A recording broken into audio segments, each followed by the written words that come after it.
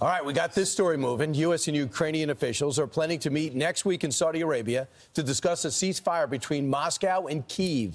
So it comes as Trump's special envoy says the Ukrainian president apologized over last week's meeting in the Oval Office that got heated. Jacqui Heinrich joins us now with all the details. Hey, Jacqui. Hey, good morning, guys. Steve Witkoff told us yesterday that President Zelensky's letter amounted to an apology. It showed his gratitude, and it convinced the president that he really is committed to finding a path to peace. So on Tuesday, Marco Rubio, Mike Waltz, and Witkoff will head to Saudi Arabia to meet again. And it's not just about the minerals deal. President Zelensky sent a letter to the president. I think the president thought that it was a really good, positive first step. We're now in discussions to coordinate a meeting with the Ukrainians in Riyadh or even potentially Jeddah. I think the idea is to get down a framework for a peace agreement and an initial ceasefire as well. Asked whether the U.S. will walk away with a minerals deal signed by the Ukrainians, Witkoff said we'll see. He noted that Zelensky has offered once again to sign it, but also pausing direct intelligence sharing with the Ukrainians applied pressure to get serious about these peace talks. The president signaled optimism a peace deal could come together soon. I think what's going to happen is Ukraine wants to make a deal because I don't think they have a choice. I also think that Russia wants to make a deal because in a different way that only I know, they have no choice either.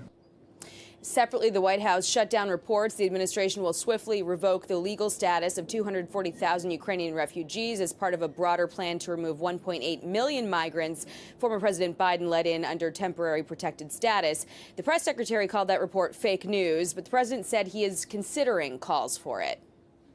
We're not looking to hurt anybody, and we're certainly not looking to hurt them.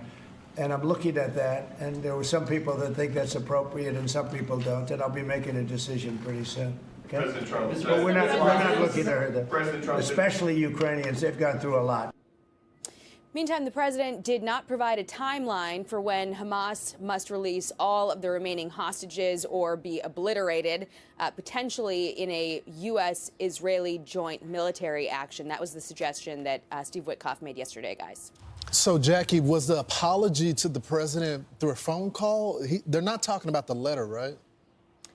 From what we understand, the president took that letter to be an apology. Okay. Zelensky, as you know, didn't say the word "I'm sorry," but he said it was regrettable. They have not said, though, whether there was any contact behind the scenes, maybe a call. We've all been wondering if that happened. Yeah. We know that there was some outreach from the Ukrainian side at the lower level delegation, Treasury Secretary level to their economic minister, but not aware of any calls directly between Zelensky and the president since then. Yeah. So, Jacqui, do we know the Russian delegation that'll be going? We know the Ukrainians will not be there, right? It'll just be Russia, correct? On Tuesday, in Saudi Arabia. It'll be the Ukrainians that are going. I don't know of any Russians that are going to be going. We do know that the Ukrainian delegation so far includes Yermak, Zelensky's chief of staff. There are also a few other names that we're aware of off the record. What's not clear is if Zelensky himself is going to be going. I've seen some reports suggesting that. We have not heard that ourselves from the Ukrainians, and we're in pretty good contact to be able to understand what's coming together here. And that would be kind of significant if he showed up, because it's not obviously a leader-to-leader meeting, but as we've seen, Zelensky's been making the rounds, talking to anyone he can in the last couple of weeks, so it wouldn't surprise me either. Jacqui, we were talking yesterday. Zelensky posted in the letter, he said, it's regrettable that the meeting went down the way it did in the Oval Office. And we were all saying, is that an apology? And we said, we'll take it. That sounds like an apology. So for Steve Witkoff to say he did apologize is an indication, since he works for Trump, that President Trump accepts that as an apology. Yeah, and the president seems to be, giving him some grace there, because it didn't include the word "I'm sorry," but it moved the president. No leader would really say that, probably.